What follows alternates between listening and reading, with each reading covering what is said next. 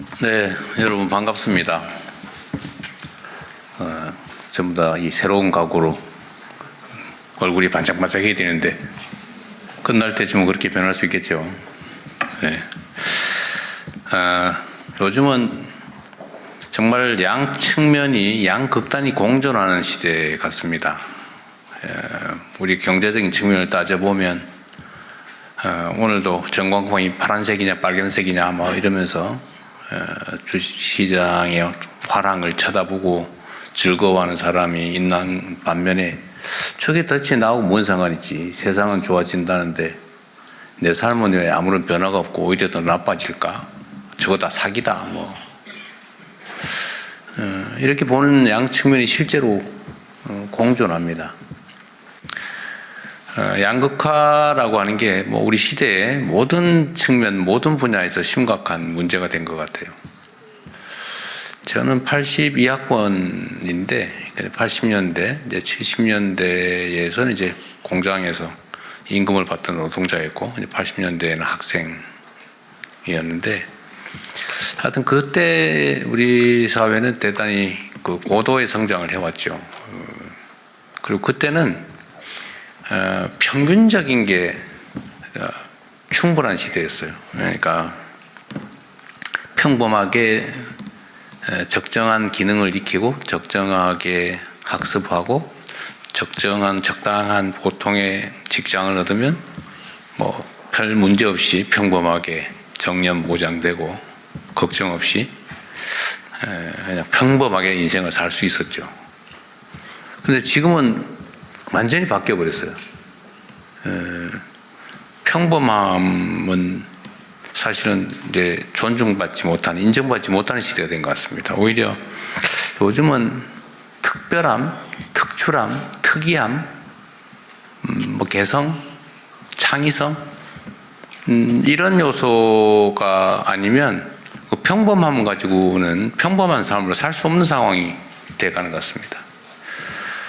그래서 이 K라고 하는 게 이것도 양면이 있잖아요. K, 대한민국의 뛰어남, 세계적인 평가, 이런 것들을 반영하는 좋은 글씨 같기도 한데, 우리가 이제 L자 성장을 넘어서 가지고 이제는 K자 성장을 얘기하게 됐지 않습니까?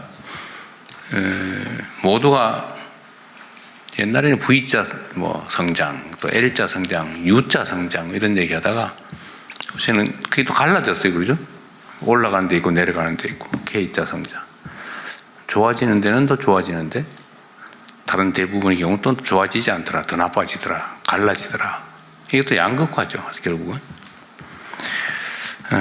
그래서 이 불평등 양극화가 격화되니까 사회적인 갈등도 심해지고, 또 전체적으로 한꺼번에 성장 발전하지 못하니까 기회가 또 총량이 부족해지고, 그러니까 사회적으로 취약한 세대라고 할 수 있는 이제 청년 세대, 이게 신규 진입 세대죠. 새로운 진입 세대인 청년 세대들은 기회가 부족하다 보니까 도전하면 실패할 가능성이 훨씬 많고, 또 새로운 기회를 얻기도 어렵고, 도전할 기회조차도 주어지지 않는, 그래서 사회적 불만도 사실은 커질 수밖에 없는 그런 상황이 돼갑니다. 이 길이 뭐냐? 이게 지금 뭐 경기가 좀 회복되고 좋아진다고 하는데 그건 정말 특정 소수만 그렇다. 그때 해결책이 뭐냐? 일자리는 어떻게 되는 거냐? 뭐 좋은 일자리라고 되게 우리가 대기업, 뭐 공공기관, 뭐 이런 데 몇 군데 치잖아요. 근데 전체 일자리 중에서 뭐 한 20% 정도밖에 안 된다. 나머지는 별로 취직하고 싶지 않은 일자리다. 그래서 뭐 그런 데는 외국인 노동자들로 채워지거나 아니면 뭐 차라리 이러니 쉬고 말겠다. 뭐 이런 영역들이 엄청 많아진 것 같아요. 그래서 좀 우리 정부에서도 이 문제를 어떻게든지 돌파구를 찾아보자라고 한 게 결국은 이제 창업이죠. 창업 사회로 가야 한다. 우리 대한민국 국민들은 정말 뛰어난 역량을 가지고 있습니다. 예를 들면 감수성도 그러하고, 또 뭐 교육 수준도 그렇고, 또 성실함이나 또 집요함, 손기술, 그러니까 뭐 기능이죠. 또 사회적인 인프라, 모든 여건들이 아주 좋은데 전통적인 방식으로 평범하게 일자리를 고용되는 일자리를, 좋은 일자리를 만들어내는 건 한계가 있는 것 같습니다. 최근에 아틀라스라고 그러나요? 인공지능 로봇을 이제 노동 현장에 투입한다고 하니까 막 그 회사는 주가 올라가고 막 각광을 받는데, 현장에서는 야, 저 로봇 들어오면 우리 일자리 없어지는데 저 로봇 설치를 막자, 뭐 이런 운동을 하잖아요. 그 절박함도 우리가 이해할 수 있죠. 암담하지 않겠어요? 평생 안전하게 지켜오던 일자리가 이제 24시간 먹지도 않고 자지도 않고 빚도 필요 없는 그런 전기만 꽂아주면 막 기가 달아갈 때까지 그냥 무작스럽게 일하는, 스스로 기능도 막 개선해 가면서 일하는 그런 인공지능 로봇이 들어온다. 우리 일자리를 대체한다고 하니까 얼마나 공포스럽겠어요. 불안하고.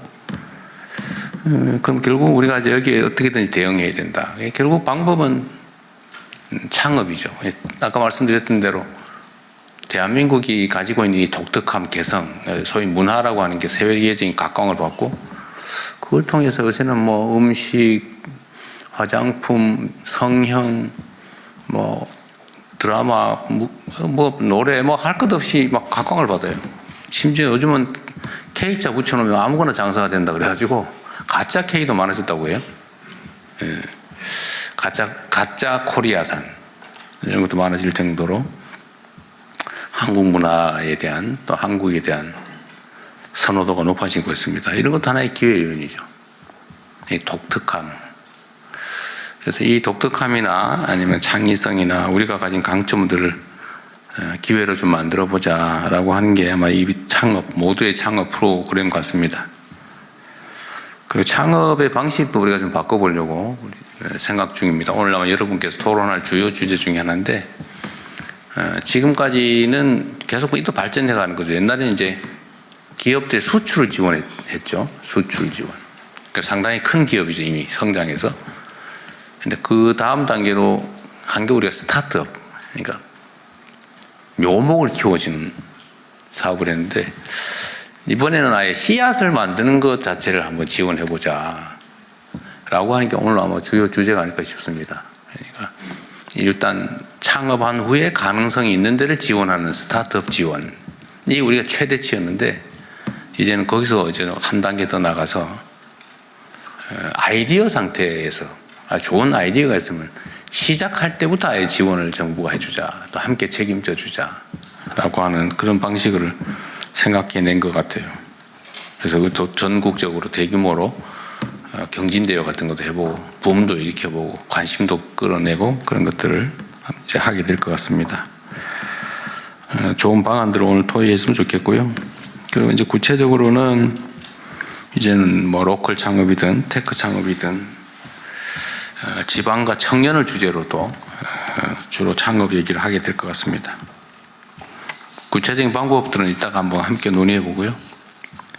결론적으로 말씀을 드리면 이제 스타트업 대책이라고 하는 게 과거에 이제 일자리 대책처럼 새로운 이제 일자리를 만드는 것인 동시에 또 새롭게 출발하는 청년들에 대한 청년 정책의 측면도 있는 것 같습니다. 그리고 오늘이 이제 국가 창업 시대, 창업을 국가가 책임지는, 또 고용보다는 이제는 창업으로 국가의 중심을 바꾸는 그 첫날이 되지 않을까, 그 대전환의 첫 출발점이 되지 않을까 그렇게 생각합니다. 여러분도 그 출발을 함께하는 우리의 첫 동지들이 됐으니까 함께 희망을 가지고 열심히 뛰어보면 좋겠습니다. 여기에 오신 것을 환영합니다. 고맙습니다.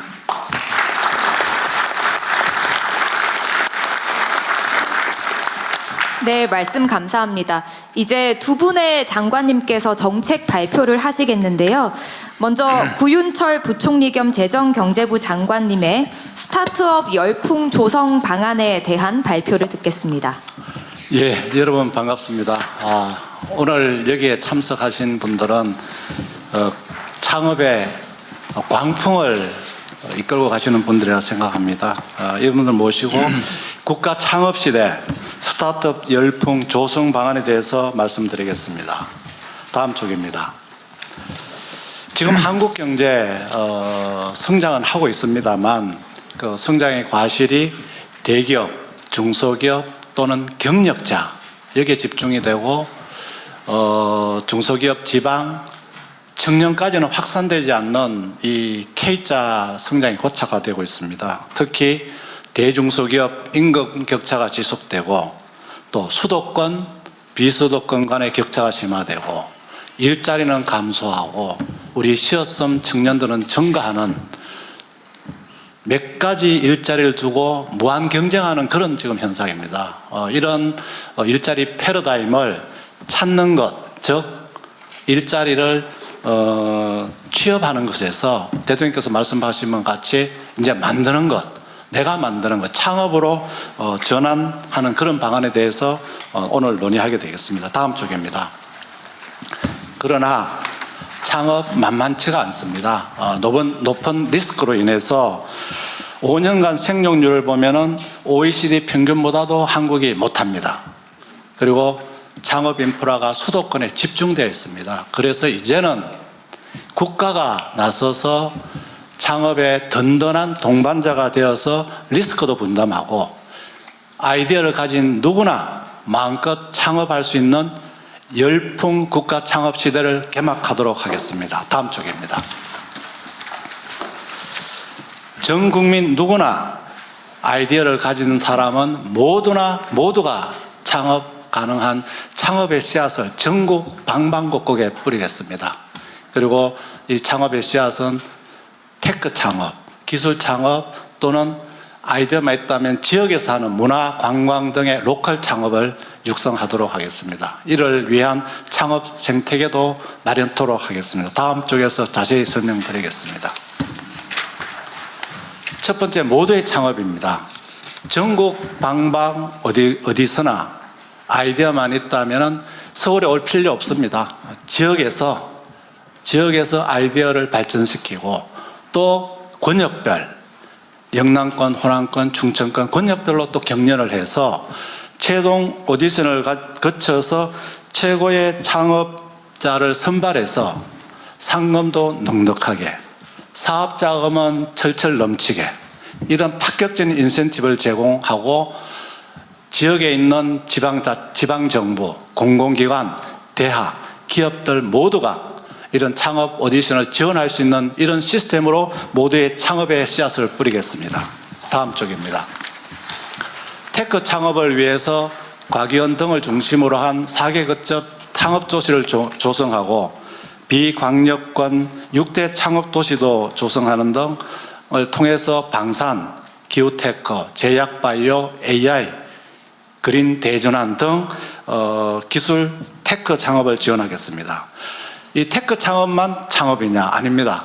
지역에서 창의적인 아이디어를 가지고 지역의 관광, 문화를 연계한 로컬 창업 상권 50곳을 육성하고 또 글로벌 창업도 저희들이 지원하겠습니다. 로컬 창업이 스케일업 하도록 지원하겠습니다. 창업 생태계를 위해서 메가 특구 창업지역 규제 특례를 추진하고 공공 데이터는 과감하게 개방하고 1조 원 재도전 펀드를 조성해서 지원토록 하겠습니다. 누구나 실패하는 자는 없게 만들도록 하겠습니다. 또한 수요 대기업과 스타트업을 연계하는 개방형 혁신을 추진하겠습니다. 다음 쪽입니다. 국가와 민간 그리고 대한민국 모든 사람이 함께 열풍 국가 창업 시대를 열어서 국민 모두의 창업으로 모두의 성장을 만들어서 열풍을 넘어서 광풍의 창업 시대를 열어나가겠습니다. 감사합니다. 네, 우리 부총리 발표 내용 다른 거는 귀에 잘 안 들어오는데 철철 넘치게 그거 딱 좋은 거 같아요. 그거 진짜예요? 진짜 그렇게 할 거죠? 예, 철철 넘치도록 하겠습니다. 그만 쪼잔하게 막 찌끔찌끔 이래 하지 말고. 네, 알겠습니다. 선정이 되면 제대로. 네. 예, 감사합니다. 이어서 한성숙 중소벤처기업부 장관님께서 모두의 창업 프로젝트에 대해서 발표해 주시겠습니다. 네, 안녕하세요. 중소벤처기업부 장관입니다. 대통령님께서 오늘 창업중심 사회를 여는 첫날이라고 말씀을 해주셨는데요. 그 창업중심 사회의 첫 번째 프로젝트 모두의 창업의 세부 내용을 설명드리게 되니까 훨씬 더 정말 잘해야 되겠다는 각오가 세집니다. 사실 이 불확실한 세상에 도전해서 새로운 업을 만들고 또 개척해가는 창업가들이 굉장히 많이 등장하기를 기대하면서 또 그들의 시작을 돕기 위해서, 스타트를 돕기 위해서 이번 프로젝트를 설계했습니다. 설계하는 과정 중에 저희가 바꿔야 할 부분부터 먼저 정했습니다. 창업정책의 방향이 지금까지는 지원 사업 심사 선정의 구조에서 창업의 인재, 즉 사람에게 집중 투자하는 구조로 방향을 과감하게 전환하기로 했습니다.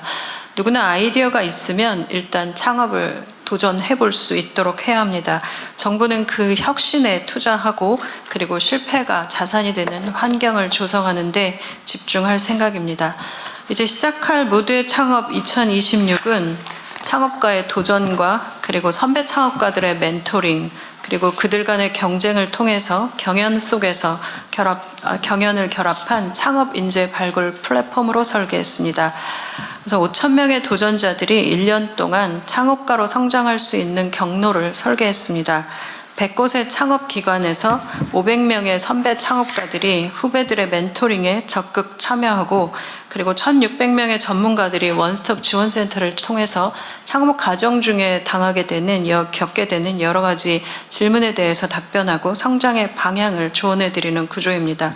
모든 과정은 창업 포털을 구축해서 창업가와 조언자 그리고 투자자들이 매칭되고 그 기록이 남고 서로 연결되도록 하는 구조를 만들어 가겠습니다.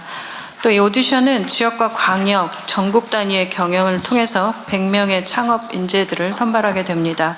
3단계의 경연을 거치는 동안 도전자들에게는 자금과 또 선배들의 조언 그리고 인공지능 솔루션도 지원됩니다. AI 기술을 활용해서 다양한 창업들이 넘쳐날 것이 기대됩니다. 최종 선별된 100명에게는 1억 원의 창업 자금과 그리고 대국민 창업 무대에 오를 자격을 부여해서 이 과정을 TV 창업 오디션으로 제작해 갈 계획입니다.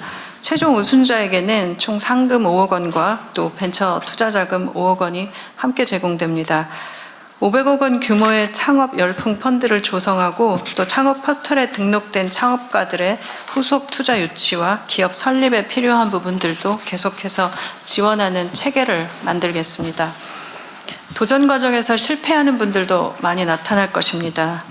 이들의 자산들이 계속 남아서 이들의 자산이 되도록 하는 제도를 보완하고자 합니다. 모두의 창업에서 쌓은 경험과 활동들은 도전 경력서 형태로 기록하고 저장해 두겠습니다. 정부의 사업 지원을 할 때나 후속에 일어날 창업 도전에서도 활용될 수 있는 기준도 마련하겠습니다. 청년의 재도전을 응원하는 청년 도전 학교를 만들어서 서로의 경험을 공유하고 또 기업가 정신을 되새기고 재도전할 힘과 동료를 찾는 장으로 만들어 가겠습니다. 재도전 경험들은 데이터베이스로 구축해서 개인의 실패 경험이 개인에게만 남지 않고 사회의 공동 자산으로 축적되는 환경도 조성하겠습니다. 모두의 창업 이후에 또 체계적인 성장의 길도 열겠습니다. 테크 창업가들을 위해서는 정부가 첫 구매자가 되고 또 해외 투자자들의 미팅과 그리고 진출의 기회도 확대하겠습니다. 대부분의 창업가들이 스케일업 좀 성장하고 나면 해외 투자자들을 만나고 싶은 기회가 있어서 정부의 요구가 많은 것을 들었습니다. 또 대기업과 공공기관들을 직접 만나서 협의하실 수 있고 또 협업하실 수 있도록 기업들과 기술 실증도 하고 또 공공기관의 데이터 개방을 통해서 창업기업의 성장을 위해 적극 나서겠습니다. 지역을 바꿔갈 로컬 창업가들을 위한 전용 투자 자금도 마련하고 또 생활형 R&D도 신설하고 수출을 지원해서 후속 사업을 준비하여 로컬 창업으로 성장하시는 분들을 위한 성장 단계도 설계했습니다. 또 범부처 협력으로 조성하고 있는 지역 상권과 관광을 연결한 글로컬 상권 구축 사업의 주역으로 로컬 창업가들이 참여하는 방안도 마련하겠습니다. 과기원 중심의 지역 창업도시 활성화와 전 세계 한인 창업가들의 네트워크도 있습니다. 이 네트워크를 전체적으로 잘 설계해서 한국의 창업 생태계가 수도권에만 머물지 않고 지역과 전 세계로 확대하고 이들 간의 연계가 이루어 나갈 수 있도록 적극적으로 지원하고 협업하겠습니다. 아이 하나를 키울 때 온 마을이 필요하다는 말이 있습니다. 스타트업을 또 창업가를 키우기 위해서도 온 나라의 역량을 쏟아부어야 합니다. 이 프로젝트를 준비하는 과정 중에 만났던 선배 창업가들과 또 투자자들은 우리나라의 창업 환경에 대해서 여러 가지 의견들과 말씀들을 주셨습니다. 이구동성으로 창업이 미래이고 유망한 후배 창업가들이 배출될 수 있도록 내가 할 수 있는 최선의 것들을 하겠다고 그리고 지원하겠다고 말씀하셨습니다. 성공한 창업가들이 사회로부터 받은 혜택을 다시 후배들에게 나눌 수 있는 체계와 구조도 중요하다고 생각합니다. 정부와 창업가, 투자자, 기업과 기관이 모두 협력해서 국가 창업 시대를 열어갈 수 있도록 최선을 다하겠습니다. 오늘 말씀드린 모두의 창업 이후에 지역 창업도시, 로컬 창업, 방산, 기후테크, 제약, 바이오 등 분야별 딥테크 혁신 스타트업 열풍 방안도 지속적으로 발표될 예정입니다. 많은 관심과 추가적인 제안도 부탁드리겠습니다. 감사합니다. 이게 올해 1회만 기획한 거예요? 아니면? 아닙니다. 올해가 1회입니다. 네, 올해에 시작해서 한 번만 하는 거예요? 아니면 뭐 필요하면 두세 번 더 할 수 있는 거예요? 지금 현재는 1회로 생각하고 있는데요. 올해 한 번?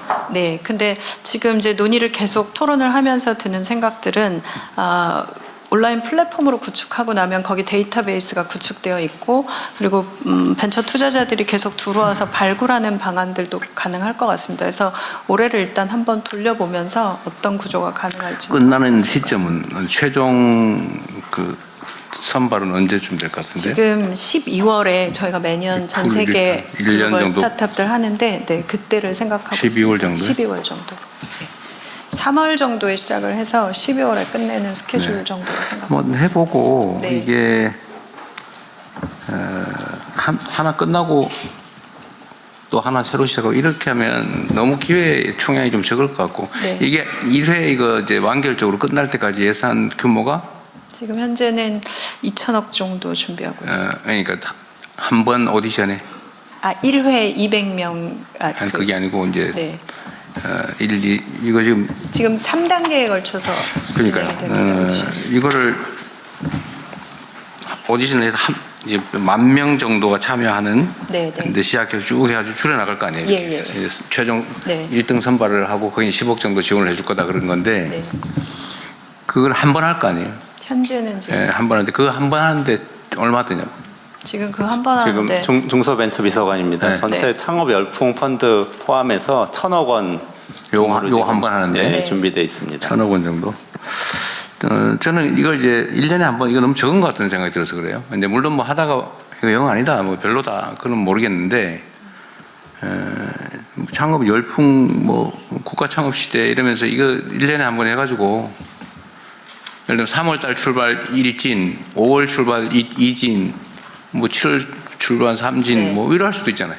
저도 사실 기획 단계에서는 이제 그런 구조를 좀 생각을 했었는데 1차적으로 한번 좀 짜서 네. 그다음에 저는 3개월 단위 정도로 분기 단위로 한 1년에 4번 3, 정도 4회 정도는 돌리는 건 가능하지 않을까 생각합니다. 그래야 되지 않을까 싶어요. 예. 저도 사실 그렇게 돼야 후속도 가능하고 그러니까 또 계속 서로 프레임들이 예. 만들어질 것 같은데. 대부분 이제 지금 여기 옆에 엔틀러 코리아 대표도 계시지만 이 창업 그 지원 시설 창업 보육 기관들이 한 3개월 단위로 짧고 작게 실패하는 경험들을 굉장히 자주 주고 그러고 나면 2-3번 정도 뒤에 하는 네. 창업이 가장 성공적이라고 합니다. 어쨌든 이게 아마 예산 확보된 예산이 없고 그 추경이 언제 될지 몰라서 그러는 것 같은데 네. 저는 이걸 약간 쪼개서 쓰고 네. 그 후반기 부분은 추경해서 확보해서 해도 될 것 같아요. 네, 저는 적극적으로 하고 안 되면 제가 찾아다니면서 여기 VC협회 회장도 와 계신데 모두 다 좀 적극적으로 뭐 그래 해도 지원하시겠다는 되고. 분위기도 있습니다. 네. 공공기관이나 공기업 쪽의 사업으로 일부 뭐 할 수도 있고 네. 그 방법은 여러 가지 있을 텐데 하여튼 이게 첫 출발이 잘 되면 네. 안 되면 중간에 그만 그래서 그런 제가 거고. 원래 이제 서비스 만들면 베타 테스트 해가지고 제대로 잘 되면 오픈하는데 잘 해보겠습니다. 네, 그러세요. 네, 이제 참석자 여러분의 의견을 들어보겠습니다. 오늘 다양한 창업가 분들과 전문가 분들이 참석해 주신 만큼 주제를 3가지로 나눠서 논의해 보면 좋을 것 같습니다.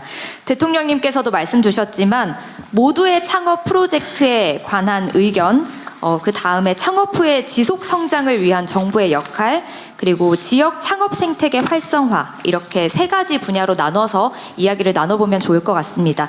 그리고 앞서 안내드렸지만 시간 제약상 모든 분들의 의견을 현장에서 충분히 듣기가 어려울 수 있습니다. 그래서 자리에 저희가 서면 의견서 비치해 드렸습니다. 작성해 주시면 저희가 취합한 뒤에 꼼꼼히 검토해서 답변 드릴 수 있도록 하겠습니다.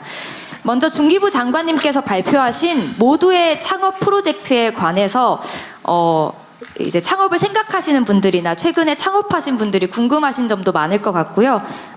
보육기관에서도 의견 주실 수 있을 것 같은데 앉으신 자리에서 손을 들어주시면 제가 지명하도록 하겠습니다. 지명되신 분께서는 마이크 켜주시고요. 소속과 성함 밝혀주시고 의견 부탁드리겠습니다. 혹시 의견 있으실까요? 예, 제일 먼저 손을 들어주셔서 제 앞에 계신 박상희 교수님께 먼저 기회 드리겠습니다. 안녕하세요. 경희대학교 박상희 교수입니다. 저는 이제 로컬 창업, 모두의 창업 중에서도 로컬 창업에 좀 관심이 많습니다. 왜냐하면 이제 이게 이 발표해 주신 내용에서도 나왔지만 지역의 고유한 자원이나 생활 문화를 기반으로 브랜드, 콘텐츠 또 이제 경험으로 만들어내는 거지 않습니까? 그러다 보니까 이 로컬의 고유 자원이기 때문에 다른 지역이나 다른 나라에서 쉽게 모방할 수가 없습니다. 그래서 이런 로컬 브랜드나 창업들이 많아졌을 때 지역의 경쟁력이 되고 이게 도시의 경쟁력이 되기 때문에 결국에는 이게 합집합이 됐을 때 국가 경쟁력이 되는 거거든요. 그래서 우리는 간혹가다 테크 창업이나 로컬 창업했을 때 테크 창업은 굉장히 고도화되어 있고 기술 중심적이라서 굉장히 중요하다고 생각을 하고 간혹가다 로컬을 조금 이렇게 저하게 보는 경우가 있는데요. 중장기적으로 보면 로컬 창업이 굉장히 중요한 시대라고 생각을 합니다. 그런데 그 중기부에서 23년도부터 시범 사업으로 운영하던 게 있어요. 로컬 콘텐츠 중점대학이라는 사업입니다. 이 사업이 무엇이냐면 이제 지역 대학들이 역할들이 굉장히 축소되었지 않습니까? 그렇기 때문에 그런 축소된 그 역할을 창업의 플랫폼으로 사용하자. 그리고 또 지역의 이제 소상공인이나 이런 분들한테는 대학이 가지고 있는 역량, 결국에는 기술이나 디자인이나 마케팅 역량들을 나눠주는 굉장히 상호 보완적인 이제 그런 사업입니다. 그래서 이 사업 내에서 학생들이 그 상권에 들어가서 그 상권이 비는 시간대에 혹은 유휴 공간이 된 곳에서 예비 창업들을 이제 해봅니다. 그러니까 상대적으로 굉장히 안정장치를 걸고 창업을 실험해 볼 수 있는 사업이거든요. 그래서 저는 이 모두의 창업이 굉장히 좋은데요. 이런 로컬 콘텐츠 중점대학이라는 시범 사업이 있기 때문에 이걸 좀 적극적으로 활용을 해주셨으면 좋겠습니다. 그래서 우리가 왜 대학가요제 이런 것도 있잖아요. 그래서 대학 창업 대회처럼 이런 것들이 모두의 창업으로 연결될 수 있는 프리 인큐베이팅 이런 것들을 대학에 이제 역할로 주시면 굉장히 좋을 것 같다는 생각이 듭니다. 그리고 저는 이제 사실은 예술 디자인 대학에 있거든요. 시각 디자인 학과입니다. 그러다 보니까 창업을 할 때 문화 예술 창업 쪽을 많이 다루는데 상대적으로 문화 예술 쪽에 창업하기가 굉장히 힘듭니다. 대부분 이제 R&D라든지 이런 쪽으로 집중되어 있고 문화예술 쪽에서는 이제 IP나 막 이런 것들을 다뤄야 되는데 이걸 어떻게 지원받아야 될지 지속 가능하게 할지 이런 게 항상 좀 고민이 되거든요. 그래서 이런 부분들도 좀 촘촘히 살펴봐 주시면 좋겠습니다. 아까 대통령님께서 우리 이제 K컬처의 힘에 대해서 말씀을 해주셨는데 사실은 문화예술이 뒷받침되어야지 그런 부분들이 지속 가능해지거든요. 그래서 문화예술 창업 쪽도 좀 잘 살펴봐 주시면 좋겠습니다. 네. 이상입니다.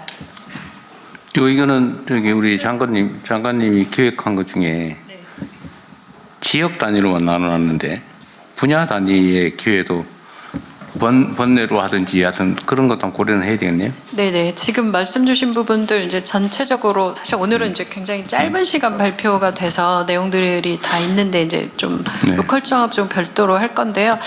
저는 이번에 이제 보육기관을 전부 다 좀 다 한 100여 곳을 선정하는 과정 중에 어떤 보육기관들이 있는지도 좀 다 데이터베이스화 되어야 된다고 생각합니다. 그러니까 이번 거 기획하면서 들었던 생각은 굉장히 많은 사업들을 진행하고 있는데 다 개별적으로 존재하고 있어서 어디에 무엇이 있고 어떻게 되고 또 누가 무엇을 쓸 수 있는지를 좀 다 데이터베이스화해서 보실 수 있도록 하고 그 사업의 내용들도 공유를 드리면 투자자들도 좀 더 잘 보실 수 있을 것 같고요. 분야도 같이 설계하고 있습니다. 네. 예, 또 의견 있으실까요? 네, 저기 네, 말씀 부탁드리겠습니다. 박영훈 대표님이신가요? 네, 네. 저는 카이스트 창업원 배현빈입니다. 지금 한성숙 장관님께서 말씀 주신 것이 저희가 카이스트에서 추진하고 있는 프로그램과 굉장히 그 접점이 많을 것 같아서 고려해 주시면 좋을 것 같아서 말씀드리겠습니다. 저희가 지금 카이스트에서 올해 중점 프로그램으로 진행을 하는 것이 AI 에이전트를 이용한 1인 창업 그 프로그램을 진행을 하고 있습니다. 그래서 지금 그 청년들도 졸업생들도 이제 그런 소프트웨어 회사에 취직이 안 되는 이유가 AI가 그 일을 할 수 있기 때문에 이제 취직이 잘 안 되는 건데, 이거는 창업하는 입장에서는 또 다른 기회가 됩니다. 굳이 사람을 모으지 않고도 혼자서 창업이 가능하다라는 것이고요. 그래서 저희가 카이스트에서 저희는 이제 교육기관이라는 장점을 살려서 저희 AI 대학원에서 이제 바이브 코딩에서 시작해서 이제 팀원을 AI로 AI 에이전트를 해서 이제 팀원도 구성을 하고, 더 나아가서 이제 개발에서도 AI를 활용해서 1인 창업으로 시드머니는 이제 카이스트에서 제공하려고 합니다. 저희가 이제 올해 중반기에 사람을 뽑아가지고 11월에 이제 한 프로그램이 끝나는 이제 타임라인으로 진행을 하고요. 그래서 저희가 시드머니를 정도 이제 카이스트에서 제공하고, 그런 다음에 1인 창업으로 이제 시리즈 A까지 갈 수 있을 정도의 그런 프로그램을 저희가 기획을 하고 있는데, 지금 장관님께서 말씀하신 그런 프로그램이 굉장히 잘 맞는 것 같고, 그런 다음에 그 창업할 때 저희도 그 효율성을 위해서 리소스를 최대한 사용하는 부분을 저희가 이제 신경을 쓰는데, 그래서 그런 창업자들이 과거의 경험을 가져올 수 있게 하기 위해서 카이스트에서는 지금까지 굉장히 많은 창업 기업들이 있었습니다. 그래서 그들이 느꼈던 어려웠던 점들을 저희가 케이스 스터디로 지금 다시 그걸 모으고 있어서 그 1인 창업 기업한테 AI 교육하고 그 다음에 그런 과거의 케이스 스터디를 묶어가지고 저희가 그런 커리큘럼을 만들고 있는데, 지금 중기부에서 하고자 하시는 그런 프로그램도 이미 저희가 만들어 놓은 데이터베이스하고 이런 커리큘럼이 지금 만들어지고 있으니까 이거를 적극 활용하게 되면은 좋은 프로그램을 시작부터 만들 수 있지 않을까 생각합니다. 네, 감사합니다.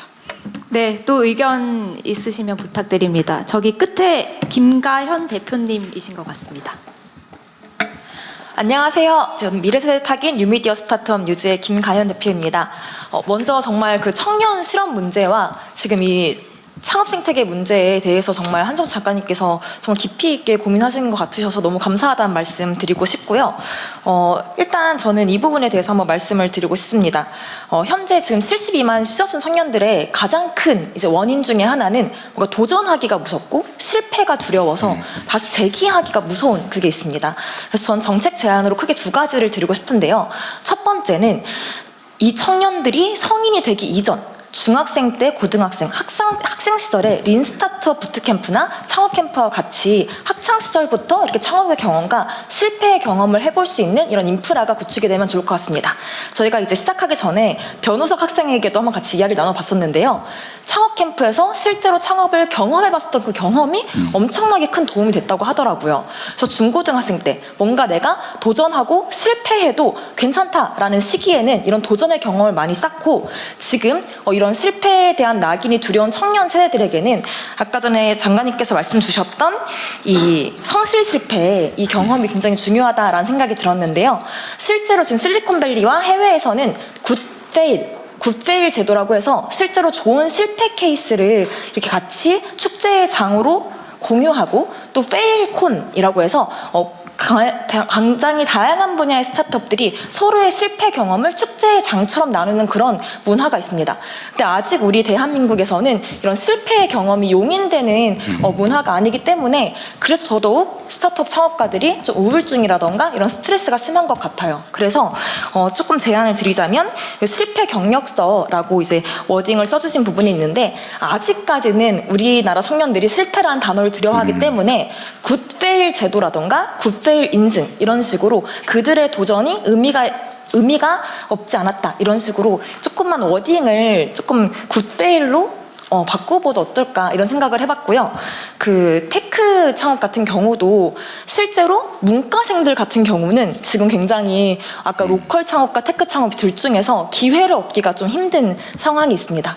그래서 아까 교수님께서 말씀 주신 것처럼 충분히 문과생 중에서도 좋은 아이디어와 좋은 컨텐츠를 만들 수 있는 이런 자질이 있는 청년들이 많이 있는데 이 테크 창업의 이 개념을 AI를 활용한 뭐 콘텐츠 뭐 제작이라던가 조금만 이 범위를 문과생들도 도전할 수 있게 넓혀주신다면 훨씬 지금 이 청년들에게 의미 있는 기회가 되지 않을까 이런 생각이 들고요. 이제 마지막으로 AI 리터러시 교육이 전 꼭 필요하다고 생각을 하는데요. 제가 실제로 대학생들을 좀 창업 교육을 해본 적이 있었는데 AI 툴을 구독하는 것도 부담을 가지더라고요. 그래서 AI 툴 바우처라든지 이런 식으로 아이디어가 있는 친구들이 AI 이제 구독을 조금 지원을 받아서 뭔가 도전해 볼 수 있는 이런 것들이 만들어지면 좋겠다라는 생각이 들었습니다. 그리고 이 리터러시 바우처에 꼭 소프트웨어적인 것이 적용됐으면 좋겠다라는 생각이 있는 게요. 실제로 지금 미국이나 해외에서는 이제 AI 정신병이라고 해서 AI로 인해서 너무 확증 편향, 하나에 쏠리는 어떻게 보면 대통령께서 말씀 주셨던 양극화에 이런 문제들이 생겨날 수 있기 때문에 창업을 할 때에도 단순히 기술적인, 도구적인 이런 교육뿐만이 아니라 이게 어떤 의미를 가지는지 소프트웨어적인 이런 리터러시 교육까지 같이 이루어진다면 훨씬 의미 있는 아이템들이 만들어지지 않을까 그런 생각이 듭니다. 감사합니다. 중소기업부 장관님이 자주 토의를 하면 재밌겠는데? 사실 이게 끝나고 나면 이제 그 자문단을 만들어서 기획을 같이 할 예정이긴 합니다. 네. 그때 같이 협력해 주시면 좋을 것 같고 우리 김가혁 선생, 네. 김가혁 대표 말씀 중에 제가 이렇게 하나 코멘트를 좀 더 붙이면. 우리 세대에서는 유행을 했는데 요즘은 그 얘기하면은 큰일 나는 말이 있어요. 그게 뭐냐면은 실패는 성공의 어머니. 그 다음에 젊어서 고생은 사서도 한다. 그거 있잖아요. 근데 요즘 그러면 잘못하면 빤만수가 있죠. 근데 이 말이 그러니까 실패의 경험이라고 하는 거, 그 경험이 얼마나 중요한 것인가를 사실 우리 선대들, 선조들은 아는 거죠. 근데 그 사실은 지금도 변함이 없어요. 이 실패해보지 않으면 정말 위험한 인생이 될 수 있습니다. 거기서 사실 엄청난 자극도 생기고, 사실은 우리가 여러 가지 교육 학습을 받는데 체험 학습이 최고의 학습이거든요. 직접 부딪혀 보는 거. 근데 이게 근데 요즘은 한번 기회도 잘 없고, 도전해 볼 기회도 별로 없고, 실패하면 빗덩어리 되거나 아니면 소위 루저로 찍혀가지고, 반드시 정말 일발필살의 기회만 해야지 실패할까 하면 안 된다. 이런 강박관념도 생긴 것 같아요. 근데 그러지 않게 만드는 게 정말로 중요하고, 그래서 우리 중소기업부 장관한테도 제가 말씀을 드렸던 것처럼, 이 실패라고 하는 게 그렇게 고통스럽거나 아니면 그 전과가 아니다. 그러니까 이게 경험이고, 이거는 자산이다. 이렇게 생각할 수 있게 이제 사회적 분위기를 만들어야 됩니다.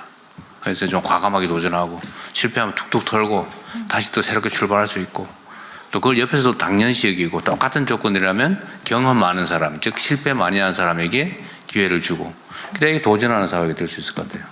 정말 중요한 지적을 해주신 것 같습니다. 감사합니다. 네, 그리고 조금 전에 의견 주셨던 김가현 대표님께서 오늘 여기 오셔서 변우석 학생분과 이야기를 나누셨다고 하셨는데 바로 옆에 계신 분을 말씀하신 것 같아요. 오늘 이 자리에 유일한 10대 참석자라고 제가 알고 있거든요. 혹시 네, 덧붙이시고 싶은 의견이나 이렇게 말씀 있으실까요? 아까 대통령님께서 말씀하셨던 체험학습이 되게 중요하고 또 도전해보고 실패해보는 경험이 중요하다. 이런 거를 제가 이번에 방학 때 상업캠프 갔다 오면서 되게 많이 느꼈거든요.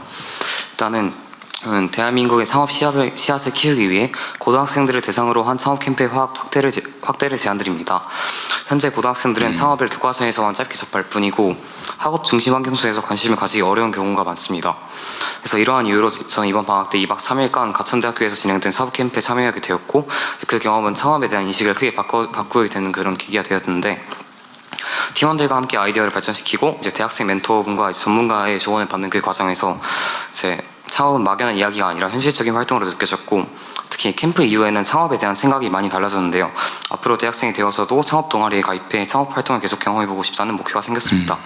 이 경험을 통해 느낀 점은 고등학생들에게 아까 말씀하셨듯이 참여형으로 몰입할 수 있는 창업 캠프와 같은 교육이 훨씬 효과적이라는 점입니다. 따라서 이러한 고등학생 대상 창업 캠프가 더 많은 학생들에게 확대된다면 국가 창업 시대를 이끌 미래 세대로서 키우는 데 되게 큰 도움이 될 거라 생각합니다. 감사합니다. 고등학생 별도리 이거 하나 만들어도 되겠네. 저 지난번에 사실 규모를 좀 줄였어요. 네, 창업 캠프 갔었는데 그때 이제 그 친구들이 했던 얘기 중에 기억이 나는 게 정말 정답이 없는 문제를 처음 풀어보는 것 같은 느낌이 나는 거죠. 시험 문제에만 국한돼 있다가 답이 없는 문제를 2박 3일 동안 동료들과 같이 풀면서 이 문제를 해결하는 과정의 즐거움을 알게 됐다 해서 이 부분은 저는 정말 굉장히 학생들에게도 중요한 경험이 될 거라고 생각됩니다. 한번 설계해 보겠습니다. 네. 네, 그리고 모두의 창업 프로젝트와 관련해서 또 의견 있으실까요? 네, 그 전화성 회장님, 네, 말씀 부탁드립니다. 우리 장관님들도 여러분 지금 나와 계신데 혹시 꼭 코멘트 붙일 게 있으면 말씀하도록 하십시오. 우리 금융위원장도 오시고 공정거래 금융위하고 공정거래가 자꾸 헷갈려. 맞아요. 2억 원. 2억 원이 왜 2조 원으로 하든지, 네? 이경원으로 하든지 그래야지. 네. 네, 저는 초기 투자 엑셀러레이터 협회장을 맡고 있는 전하성입니다. 사실 그 K-팝의 경쟁력 자체가 그 기획사들의 역량이 유효했기 때문에 사실 글로벌 한류를 만들어냈다고 생각합니다.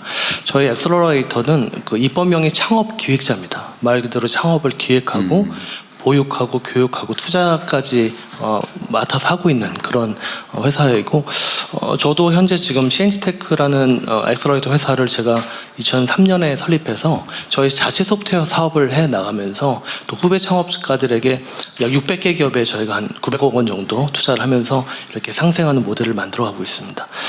사실 그 이번에 모두의 창업 이런 경진대회, 모두의 창업 아이디어만 가지고도 창업할 수 있다라는 이런 계획은 굉장히 훌륭한 계획이라고 생각을 합니다. 저희가 좀 제가 건의드리고 싶은 내용은 창업기획자가 지금 이제 한 10년 정도 됐습니다. 그래서 될 만한 아이디어를 발굴하고 또 같이 창업을 기획하고 또 보육할 수 있는 여러 경험치가 사실 체계화돼서 나름대로 프로세스가 정립이 된 상태입니다. 현재 503개의 창업기획자, 그러니까 엑셀러레이터가 있습니다. 그래서 이 모두의 창업 프로젝트에 전국에 있는 503개 창업기획자들이 참여해서 또 정말 로컬 창업이라든지 테크 창업 이런 부분들을 좀 체계적으로 같이 기획하고 같이 보육하면서 투자한다면은 이 프로젝트가 훨씬 더 성공 확률이 높아질 거라고 생각합니다. 네, 감사합니다. 그거는 우리 장관님 기획 내용이 들어 있는 것 같으네요. 네, 네. 예, 감사합니다. 이 모두의 창업 프로젝트 외에도 이 창업 후의 성공 가능성을 높이는 방안이라든지 지속 가능과 관련한 이야기도 들어보겠습니다. 혹시 의견 있으신 분 계실까요? 제가 뒷모습만 보이는데요. 박대희 회장님께 네, 말씀 부탁드리겠습니다. 네, 전국 창조경제혁신센터 협의회장을 맡고 있는 박대희입니다. 네, 창업경제라고 했으면 금방 직관적일 텐데 네, 이름이 좀 어렵습니다. 씨앗부터 관심을 가져주셔서 오히려 저희 전국에 있는 지역 창업 생태계를 맡고 있는 창조경제센터 입장에서는 씨앗을 계속 만들어 왔습니다. 근데 그 과정에서 이번 모두의 창업에 딱 하나가 더 부과됐으면 좋겠다는 생각이 있습니다. 이 아이디어만으로 창업을 했을 때는 굉장히 성공률이 높다 이렇게 말씀하시지만 가장 많은 것 중에 씨앗을 키울 때 물도 바람도 태양도 있어야 되는데 그 중에 가장 물기를 막고 있는 게 규제입니다. 그래서 좋은 아이디어를 나왔는데 규제가 있다는 걸 창업자가 모르는 경우가 훨씬 더 많습니다. 그래서 이번 모두의 창업에서는 시작 단계부터 이게 규제 사항일까 아닐까를 좀 판단해주고 규제라면 여기에 샌드박스 트랙을 좀 만들어 주셔서 애초부터 이게 범부처에 해당이 되다 보니까 이 창업자들에 대해서는 이 규제는 풀어주겠다. 이 기간만이라도. 왜냐하면 또 사업화까지 돈을 주는데 사업하려면 규제에 묶여서 아무것도 못 하거든요. 만들지도 못하게 되니까 요 트랙에서 한번 검토를 해주신다면 이제 글로벌 빅테크 기업들이 이런 트랙을 다 뛰어넘어서 왔기 때문에 우리도 그렇게 했으면 좋겠고, 또 문체부에서는 예를 들면 예전에 요트 탈레라고 하면 그 회사가 요트에서 숙박을 한다니까 각종 법에 걸려서 처음에 시작이 어려웠던 케이스가 있었고, 또 대전에 루센트블록이라는 데는 이제 조각 투자를 하고 있는데 그 샌드박스를 통해서 나왔지만 또 이제 이 단계에서 거래에 대한 어떤 제한이 있어서 또 성장을 못하고 이런 케이스가 있어서 요게 있었으면 좋겠다 생각이 들고요.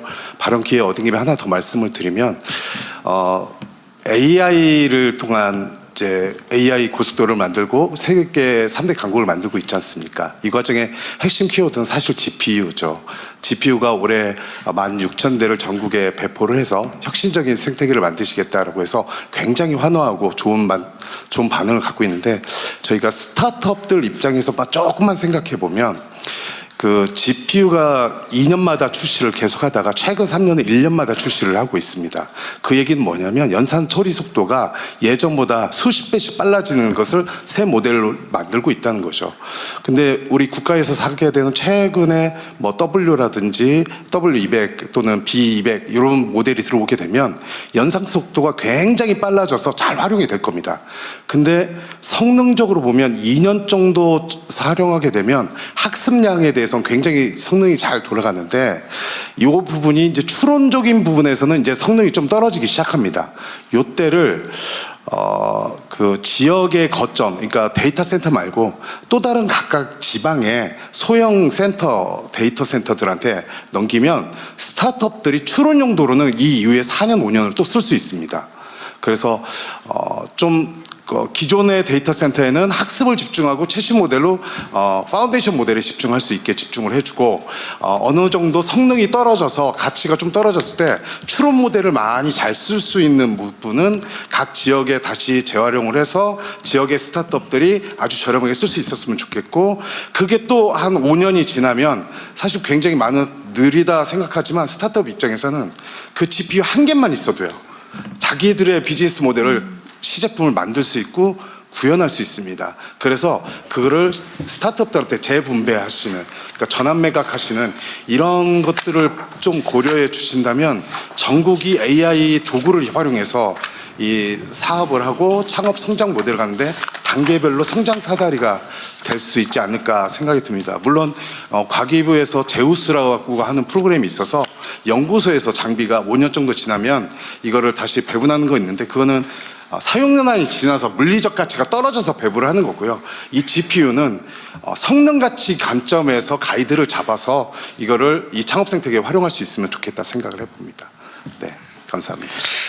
지적 사항 중에 출발 자체는 규제와 관계없이 시작할 텐데 일정 단계에서는 점검을 스크린을 해야 되겠네요.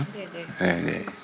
그 별도 시스템을 구축을 해야 될 것 같습니다. 네, 지금 규제 샌드박스 관련해서 그래서 이제 지난번 아니요, 규제 샌드박스 말고 이 사업 창업 네네. 프로그램 그것도 선발할 때도 일정 단계가 되면 바로 네. 예를 들면 사업화될 부분은 그걸 점검해 줘야 되고, 또 필요하면 법 개정이든 뭘 해야 되면 그 조치도 해야 되니까 일정 단계에서는 스크린을 해야 될 것 같습니다. 네, 단계를 추가하겠습니다. 예, 계속해서 참석자 여러분의 의견 듣겠습니다. 저기 뒤에 양승훈 교수님이신가요? 네. 예, 안녕하세요. 저는 경남대학교 사회학과의 양승훈 교수라고 합니다. 저는 조선소에서 일했었고 현재는 지역의 제조업하고 이제 제조 인력, 특히 이제 엔지니어 인력, 이제 대졸자 이제 공학 인력에 대해서 관심을 갖고 있고요. 오늘 이제 모두의 창업에 대한 이야기도 굉장히 잘 들었는데 저는 좀 뒷단계에 대해서 말씀을 드려보겠고, 테크 창업과 지금 로컬 창업 말씀하셨는데 사실 좀 제조업이라는 관점에서 조금 더 말씀을 드려보고 싶습니다. 왜 제조업이냐면 사실은 여전히 많은 아까 평범한 사람들의 일자리가 지금 굉장히 어떻게 할지 난망하다고 대통령님께서 말씀하셨지만 사실 여전히 그럼에도 제조업이 안정적인 중산층 일자리를 만든다는 데는 변함이 없기 때문입니다. 그래서 제조 창업들이 많이 되고 있는데 제가 조금 의견을 하나 드려보자면 지역에요. 저희가 1973년에 중화학공업화를 시작하고 사실은 동남권 제가 있는 창원이나 뭐 거제나 울산, 포항 이런 데는 지금 사실은 퇴직하신 분들이 되게 많습니다.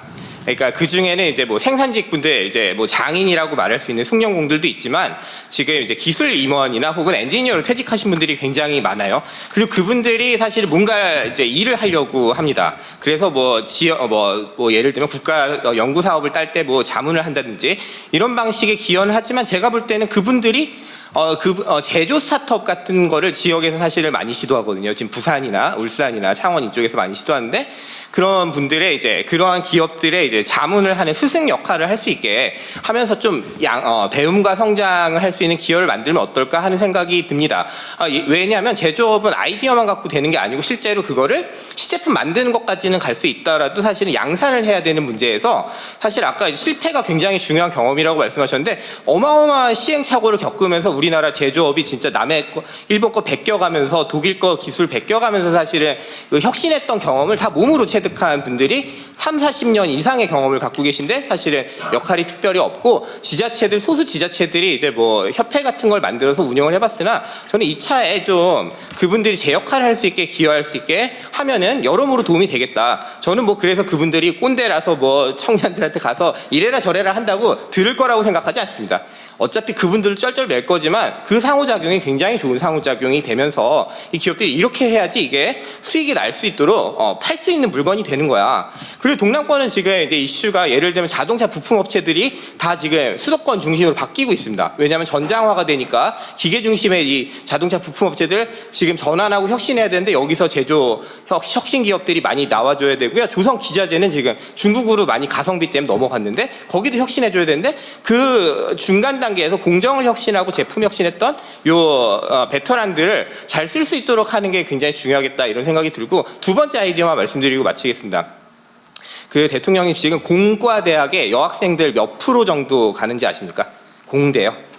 그거 한 30%는 되지 않을까요? 그게 30%가 국가 목표고요. 지금 23% 됩니다. 23% 되는데 그럼 제조업체에서 여학생들 몇 프로 쓸까요? 공대 나온 여학생들 그 비율만큼 쓸까요? 자신 없습니다. 예, 절대 그렇게 쓰지 않고 특히나 이제 생산이 많은 지역들 지금 동남권 이런 곳에서는 10%가 되는 기업이 잘 없습니다. 예를 들면 웃기는 전공이 화학공학입니다. 화학이나 화학공학 이쪽은 여학생이 절반입니다. 근데 우리 예를 들면 석유화학 기업들 가면은 여성 비율 10% 안 됩니다. 이제 그래서 저는 뭐 기존의 대기업들을 바꾸자 이것보다 새로 이제 출발하는 기업들에 공공이 지금 투자를 많이 한다고 했고 제조부나 투자를 많이 한다면 적어도 공과대학에 진학하는 여학생들 들어가는 그 수요만큼 비율만큼 채용하는 목표를 주는 기업들에게 조금 더 인센티브를 주면은 그것도 아마 여러 가지 불균형을 해소할 수 있을 거라고 생각합니다. 왜냐하면 여성 일자리가 요약하자면 수도권에밖에 없는 게 우리나라의 형편입니다. 양질의 여성 일자리는 수도권에밖에 없고 비수도권은 제조업이 있거나 혹은 여성들에게 사회 서비스 분야의 진라제 고용밖에 없기 때문에 새로 창출되는 일자리에서 그 불균형을 어느 정도 개선하면은 분명히 도움이 되지 않을까 이런 생각이 들어서 두 가지 의견을 드렸습니다. 이상입니다. 예, 감사합니다. 그리고 제가 아까 놓쳤던 것 같은데 혹시 과기부 장관님 말씀 주시겠습니까? 아까 GPU 얘기하셔서 잠시 답변 드리겠습니다. 그래서 일단 그 중소 스타트업들이 이제 AI 개발하는데 GPU 배분을 1만 장에서 이제 한 40% 정도, 30%에서 40% 정도를 지원할 겁니다. 그러면 이제 4,000장, 3,000에서 4,000장 정도 되는데 말씀하신 대로 이 모두가 다 이렇게 GPU를 100% 활용할 수 있게 하기는 어렵습니다. 그래서 효과적으로 뭐 지원을 받고 저희가 배분을 해드릴 거고 말씀하신 대로 지금에 들여오는 장비는 비입액 최신 장비입니다. 근데 이제 저희가 이제 앞으로는 지금은 최신의 장비를 들여오고 AI 학습과 이 추론 서비스를 좀 구분해서 저희가 서버를 제공할 겁니다. 그래서 지금 우리가 자체적인 NPU 개발도 좀 하고 있고 지금 말씀하신 대로 사실 추론형 서비스를 위해서 지금 G200 정도 수준이 아니라 A200 정도 수준으로도 지금 AI 서비스를 할 수가 있습니다. 그런 부분도 다 나눠서 우리가 서비스할 수 있는 부분들, 학습해야 되는 부분들 나눠서 체계적으로 잘 지원하도록 하겠습니다. 예, 말씀 감사합니다. 계속해서 참석자 여러분의 의견 듣겠습니다. 제 옆에 박정윤 대표님 말씀 부탁드립니다. 예, 안녕하십니까. 저는 제조 AI 스타트업 인텍스의 박정윤입니다. 제조 AI 분야 쪽에 해결하고 싶은 거 꼭 한 가지를 좀 말씀드리고자 하는데요. 제 요청은 다시 지방에 가서 일하고 싶다입니다. 제조 AI는 제조업이 있는 곳에서 성장해야 빠르게 성장할 수 있습니다. 저희 같은 경우에는 처음에 울산에서 시작을 했습니다. 처음에 30-40명까지는 울산에서 빠르게 시작을 했고요. 그 이상 더 성장하기 위해서 좋은 인재를 확보하기 위해서 많이 노력했으나 지역에서는 한계가 있는 것 같습니다.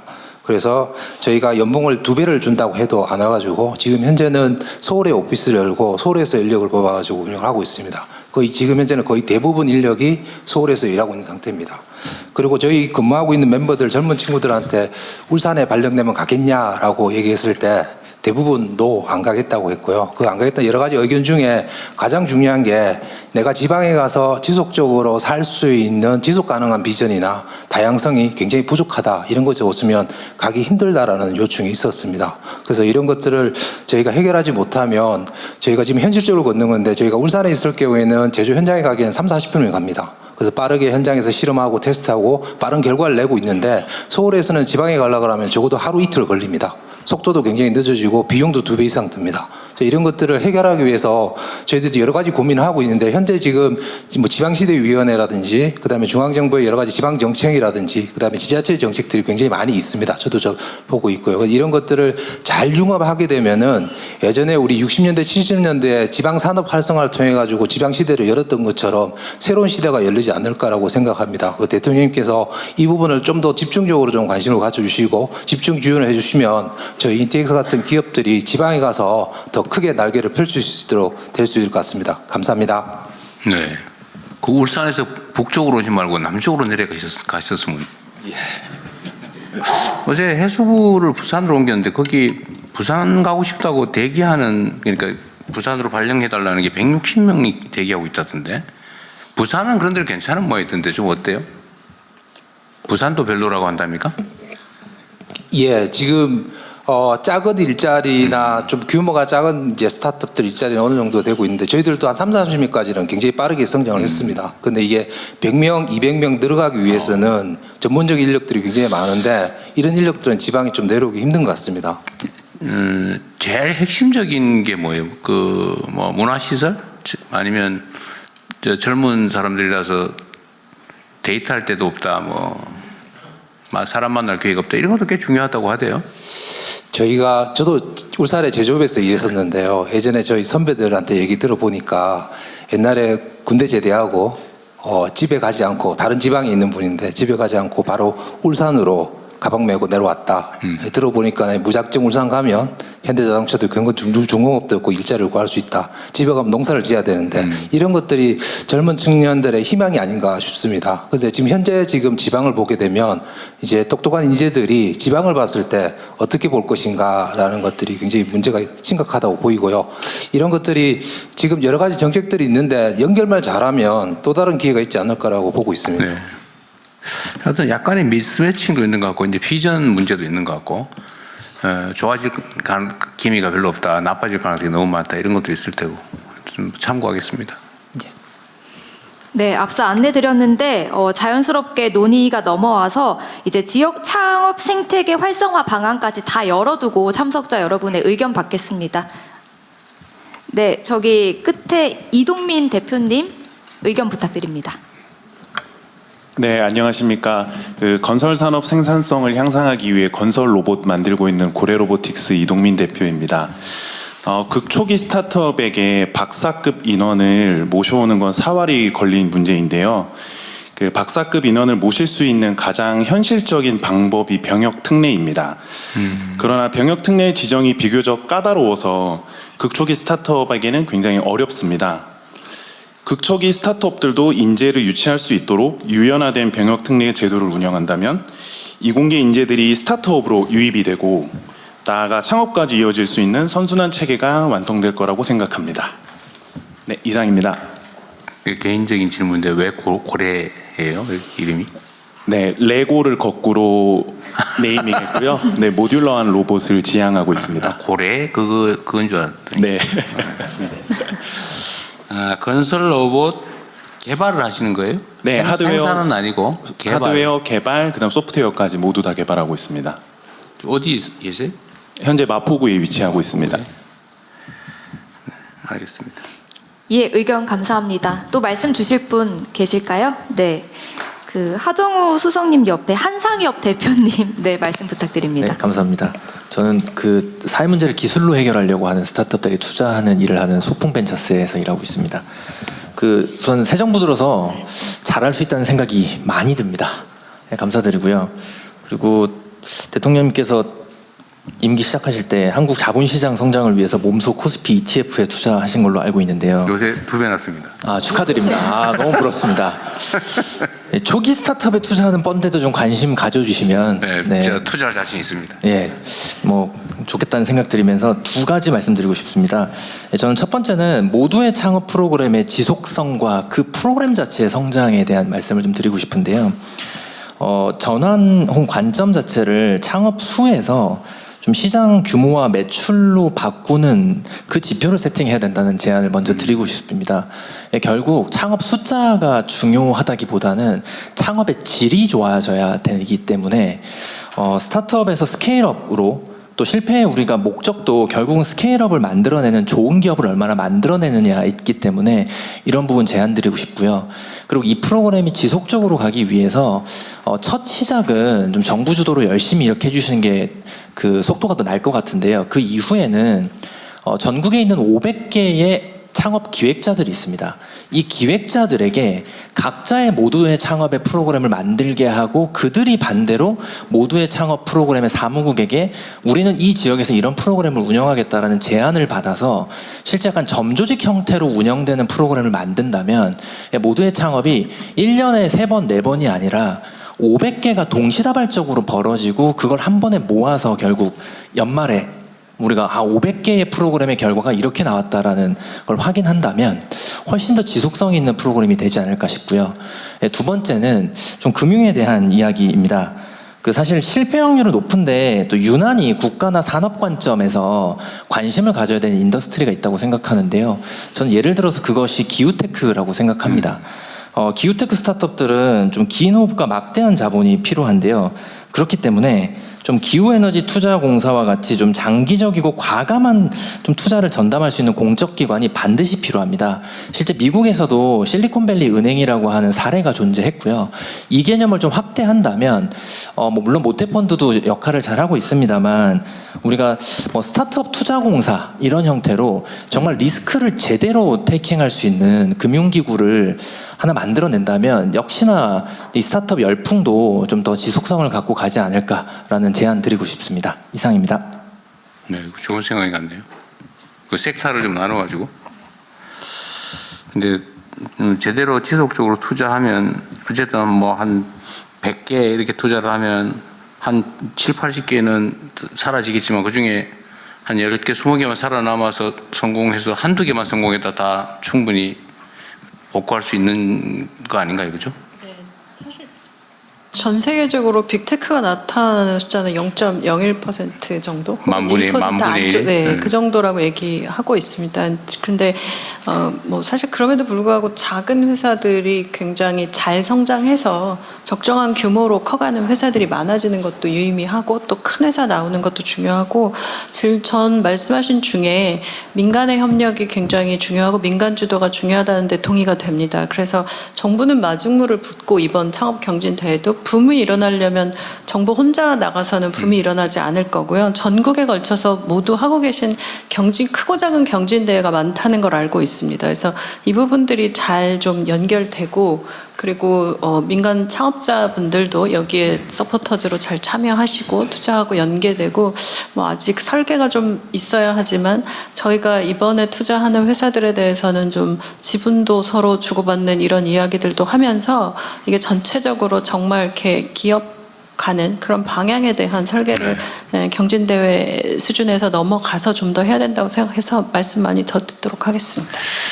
그러니까 심사를 통해서 성공 가능성이나 발전 가능성, 성장 가능성 이런 걸 봐서 물론 그 중에 뭐 절반이 사라질 수도 있지만 그래도 모두에게 기회를 주고 안정적으로 지속적으로 하려면 투자공사 펀드보다는 투자공사가 훨씬 더 안정적일 것 같긴 하네요.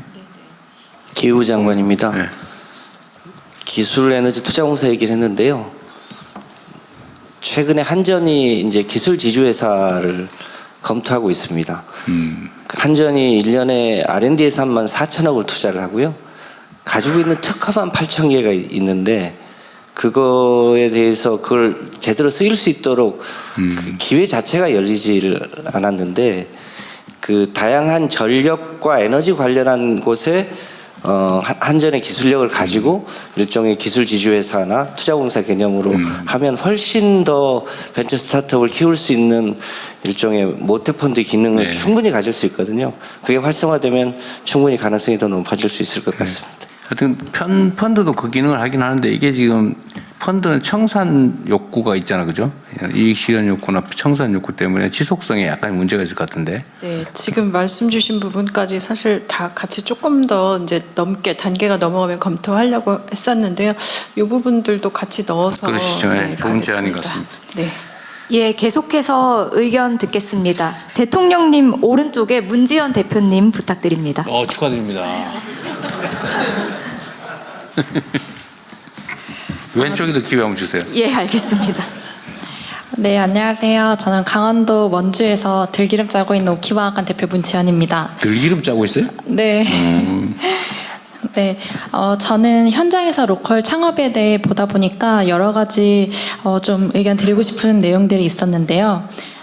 앵커 기업이 굉장히 지역에서 중요하다고 합니다. 하지만 주변의 작은 가게가 함께 성장해야 골목 상권이 살아나고 우리가 도달하고 싶은 그런 로컬 창업 생태계가 완성되지 않을까 싶습니다. 그리고 로컬 상권이 굉장히 유기적이기 때문에 저는 단순 매출이나 고용 수치뿐만 아니라 지역과의 연계성, 스토리 진정성 등 지역 내 파급력 요소도 성장 가능성 평가 기준에 조금 포함해 주시면 좋지 않을까라는 생각을 했습니다. 두 번째로는 성장 속도가 좀 빠르지 않은 로컬 비즈니스가 이런 좀 한계점을 좀 느낄 때가 있는데요. 로컬에서 좀 오래 버틴 기업이 지역의 자산이 될 때가 있습니다. 지역과 신뢰를 쌓으면서 천천히 성장하고 또 그 파급력은 꽤나 큽니다. 오래된 기업이 도약할 수 있는 중후기 단계의 장기적 지원과 그리고 지원 사업 단계에서 업력 제한 때문에 지원할 수 없는 경우가 가끔 있는데 이런 부분에 대한 제안들을 조금 풀어주시는 거를 제안드립니다.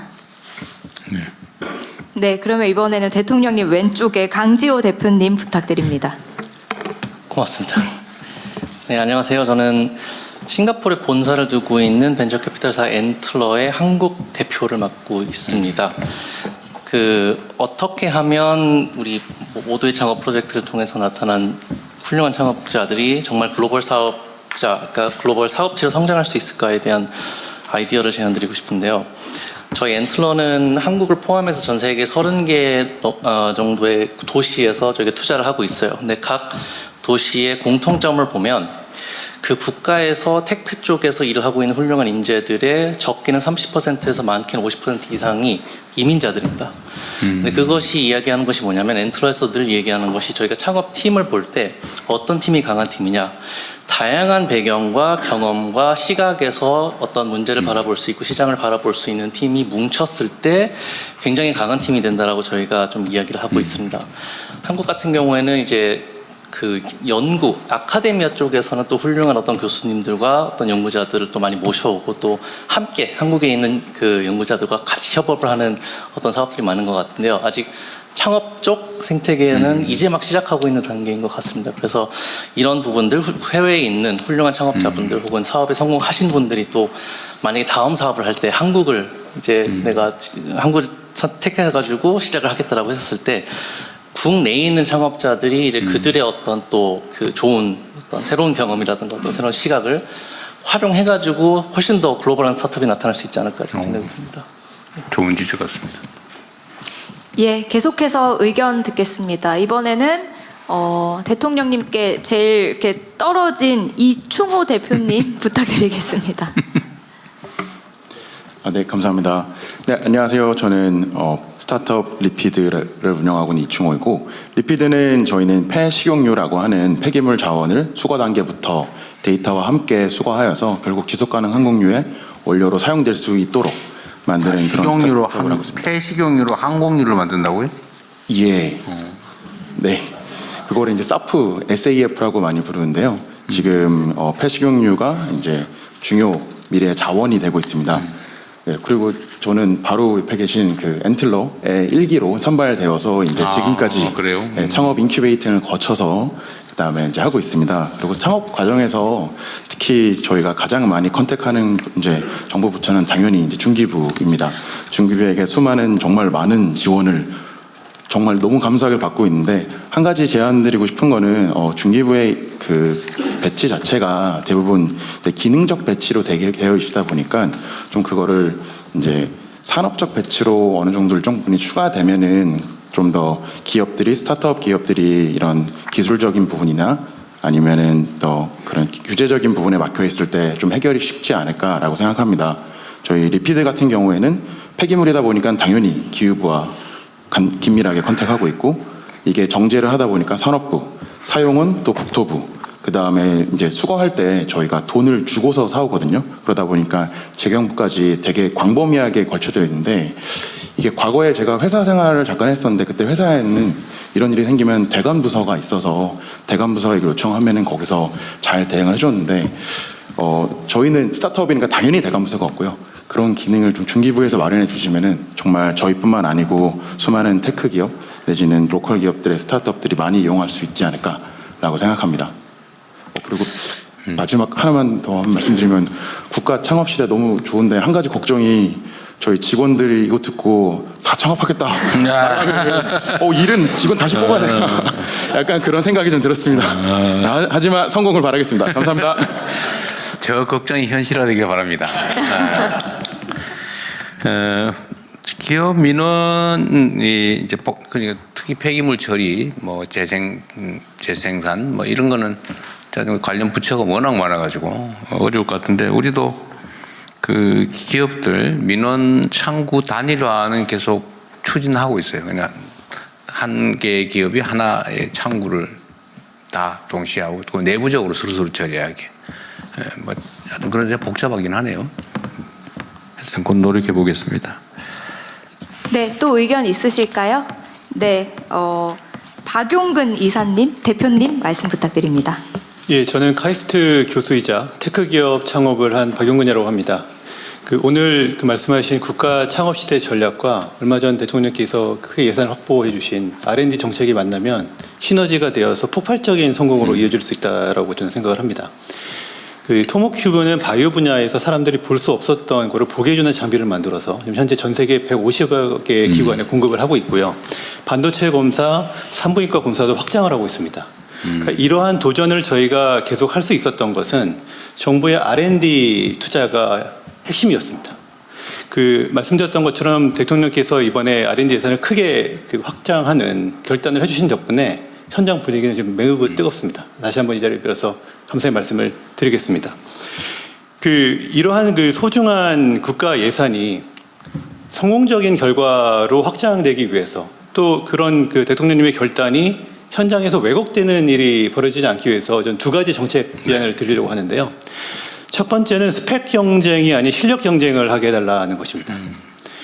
현재 정부 R&D 공모를 보시면 목표가 아니라 구체적으로 어떠한 방법으로 해야 된다는 게 너무 자세하게 나와 버렸습니다. 그러니까 최근 화제가 된 흑백요리사로 예를 들면은 제일 맛있는 찜요리를 가져와라가 아니고요. 빨간색 찜통을 가진 사람만 지원할 수 있다. 이런 식입니다.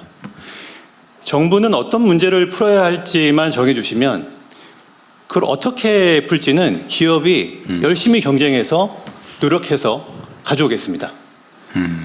두 번째 제안드리는 정책은 행정이 아닌 혁신에 집중할 수 있게 해달라는 것입니다. R&D라고 이제 사람들은 같이 부르지만 사실은 R은 지식을 창출하는 그런 역할이고요. D는 기업이 제품을 만들어야 하는 일입니다. 기업을 지원하는 정부의 개발 정책은 지금 다 파편화되어 있습니다. 소관부처 20개, 과제 전문기관 25개, 그리고 지자체 기관 800개가 넘습니다. 근데 문제는 기관별로 규정과 양식이 다 다르다라는 것인데요. 그러다 보니까 기업 입장에서는 과제를 수주해도 행정 지옥에 빠지게 되고요. 국가적으로는 규제 비용입니다. 하나의 입구로 하나의 규제로 통합해 주시면 좋겠습니다. 예를 들면 연구에 관련된 것은 그 이전 회의에서도 대통령께서 많이 말씀하셨지만 실패의 용인, 지식의 축적이 중요한 부분은 연구재단 같은 체계로 일원화되고 기업은 제품을 만드는 D, 개발은 기업을 전담하는 그 체계로 교통정리가 된다라고 그러면은 이 K-스타트업으로 나오는 많은 기업들이 서류에 매몰되지 않고 제품 개발에만 몰입할 수 있을 것 같습니다. 그 K-스타트업 그 업체 그 생태계의 목소리는 굉장히 단순합니다. 제품 개발과 시장 개척에만 몰입할 수 있게 해달라는 것이고요. 그 정부가 평평하고 넓은 운동장을 만들어 주시면은 이런 그 새로운 기업들 그리고 저희와 같은 기업들이 세계 최고의 선수가 돼서 국민께 보답하겠습니다. 네. 그 정말 중요한 지적이고 근본적인 지적인데 우리가 이제 이번에 연구개발 관련된 정부의 기관에 이제 뭐 기준 절차 형식 이런 것들은 대폭 개선을 하고 있는데 여전히 그런 게 많이 남아 있나 보네요. 이거 저기 우리 가기정통부 장관입니다. 대통령님. 고맙습니다. 잠깐 해보시죠 그러면. 네. 말씀하신 대로 대폭 개선이 오래됩니다. 아직 이제 적용을 이제 하는 단계라서 체감을 못 하시는 것이고, 행정, 그 불필요한 행정 양식들은 대거 삭제했고요. 그리고, 그 가재비를 사용하시는 데 있어서도 네거티브 규제를 적용해서 좀 모든 것들을 자유롭게 쓰실 수 있도록 지원할 겁니다. 지금 말씀하신 거는 아마도 우리가 이제 변경된 사업이 시행되기 전 단계 전 단계라서 그렇게 말씀하신 거고요. 올해부터 이제 다 적용이 됩니다. 말씀하신 내용들이. 올해 한번 해보고 현장에서의 지적은 계속 저희가 수렴해서 고쳐 나갈 건데요. 한번 체험 한번 해보도록 하시고요. 아직 아마 시행되기 전 단계인 것 같네요. 적절시장에 한마디 하겠습니다. 저희 규제개혁 그 차원에서 규제개혁위원회가 대통령 직속으로 되는데 규제를 풀고 안 풀고 이런 것도 검토하지만 오늘 지적하신 대로 서류가 이게 지원 금액이 있고 지원 프로그램이 있는 건 아는데 도대체 이 서류 작성하기 지쳐서 지원하기 싫다는 목소리가 되게 많습니다. 그래서 꼭 필요한 서류만 받도록 지금 있는 거를 30% 줄이는 차원이 아니고 꼭 필요한 서류만 받도록 하는 시스템을 하고 공통으로 쓰이는 거 다 없애는 그런 쪽으로 지금 규제기위원회에서 한번 대대적으로 해보려고 합니다. 그러니까 세부 항목 제가 이제 구체적으로 지시해 놓은 것도 하여튼 형식적인 절차나 감사 대비용 문서 만드는 일에 에너지 낭비하지 말자. 그 다음에 연구가 성공했냐 실패했냐 따지지 말라. 최선을 다하면 됐다. 그 연구 과제 중심으로 하자. 그리고 세부 항목 따져가지고 영수증 챙기는 그런 거 하지 말고 대신에 자율성을 최대한 보장하되 책임성도 강화해서 최대한 자유롭게 하되 그걸 또 악용하는 소수에 대해서는 아주 엄정하게 제재를 해가지고 완전히 그 영국에서 퇴출되도록 그 외에는 아주 자유롭게 운영할 수 있도록 이렇게 근본적으로 바꾸라고 지시해놨고 아마 준비는 하고 있을 겁니다. 예. 네, 저희가 약속한 시간이 있어서 이제 한두 분 정도 의견 들을 수 있을 것 같은데 제 앞에 계신 황영숙 대표님 말씀 부탁드리겠습니다. 네, 예천에서 참기름 짜고 있는 농부창고 대표 황영숙입니다. 여기는 들기름, 저는 참기름. 네네. 이 정치는 정치인이 하는 게 아니라 결국 국민이 한다는 말씀 이렇게 지켜주고 계셔서 너무 감사합니다. 저는 10년 전에 언니 동생이랑 같이 고향으로 돌아가서 세 자매가 같이 창업을 했는데요. 이 시간이 지나면서 지방에 창업한 기업들의 정말 문제점을 많이 느끼고 있지만 그 중에서 가장 큰 게 사실 인력난, 젊은 청년들의 인력난이 가장 크다고 생각합니다. 일할 청년이 없고 있는 청년마저 사실 떠나고 있습니다. 근데 오늘 주제가 이게 창업이기도 한데 저도 창업할 때 정말 도움 많이 받고 이렇게 창업했는데 창업을 하고 나서 지속적인 성장을 하려면 결국 사람이 있어야 되고 일자리를 제공해야 되거든요. 그래서 저희는 시골에 있는 작은 기업이지만 좋은 일자리 제공하기 위해서 공장도 예쁘게 짓고 외부에서 오는 분들이 공장이 왜 이렇게 예뻐 하는 소리 들을 수 있는 그런 공장 예쁘게 짓고 직원들이 운동할 수 있는 공간도 만들고 휴게소도 만들고 샤워장도 만들고 좋은 환경을 정말 제공하려고 노력하고 있는데 사실 저희 같은 작은 기업이 사실 또 농식품 제조 기업이 많이 남지도 않아요. 이런 기업이 계속 투자를 한다는 게 사실 조금 너무 힘들고 정부의 도움이 좀 필요하지 않을까 하는 생각도 드는데 이게 지방 소멸에 결국 청년이 있어야 되고 청년이 일하고 싶은 기업을 만드는 농부 창고가 되자가 저의 목표가 되었고 일단 청년이 지방에서 제가 얼마 전에 그 직원들한테 교육을 하면서 농부 창고에서 일하는 동안 몇 년 안에 1억을 모으자라고 이제 얘기를 했어요. 그러면서 다른 도시에서보다 지방에서 돈을 모았을 때 더 빨리 모을 수 있는 환경을 만들어 줄게 라고 이제 얘기를 했는데 그런 거에 이제 기업도 열심히 하겠지만 예를 들어 지역에서 일하는 청년들한테 소득세를 감면을 한다거나 혹은 또 농촌 정착 장려금을 준다거나 또 이분들이 또 결혼을 하거나 했을 때도 머물러서 일을 할 수 있게끔 어떤 부부가 같이 일하게 되면 어떤 또 다른 장려금을 준다거나 집을 지어준다든지 그랬으면 좋겠고 근데 이게 사실은 신규 채용 중심으로 숫자를 늘리기 위한 어떤 지원이 아니라요. 인건비 지원이 보면 약간 신규 채용을 늘리는데 좀 초점이 잡혀 있는데 저희 보고 직원을 자르라는 것도 아니고 도움을 받기 위해서 저는 있는 직원들과 정말 성실하게 같이 함께 가고 싶거든요. 기존 이미 채용된 직원들에게 어떤 근속 중심의 지원이 됐으면 좋겠다는 생각이 첫 번째고 두 번째로는 지역에 정말 빈집이 계속 늘어나고 있습니다.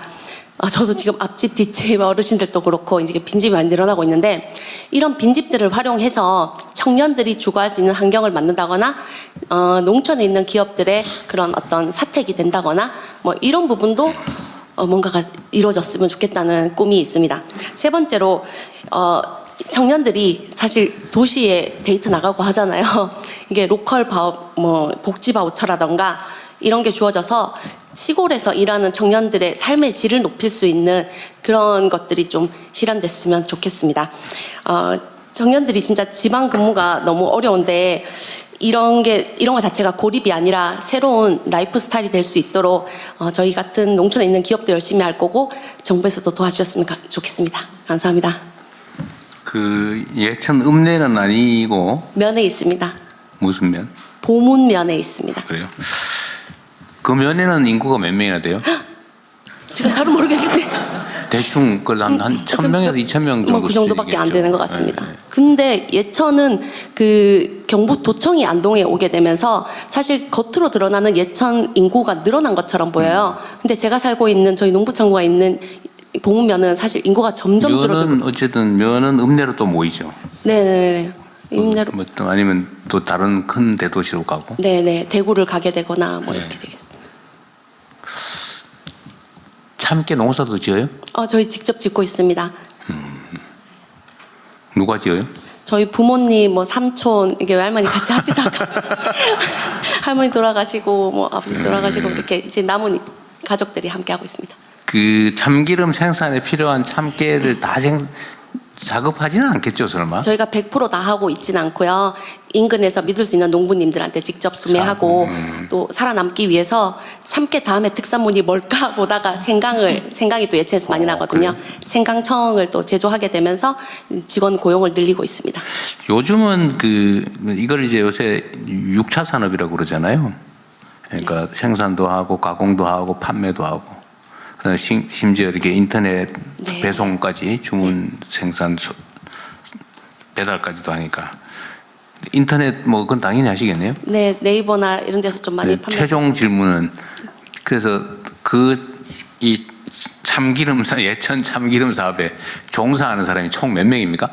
저희 직원은 현재는 지금 12명이 접합하고 있고 상당히 크네요. 지금 이번에 2명, 3명 더 채용하게 돼가지고 현재 15명 이렇게 늘어나고 있습니다. 그 예천의 그 읍에서 제일 큰 사업체일 것 같아요.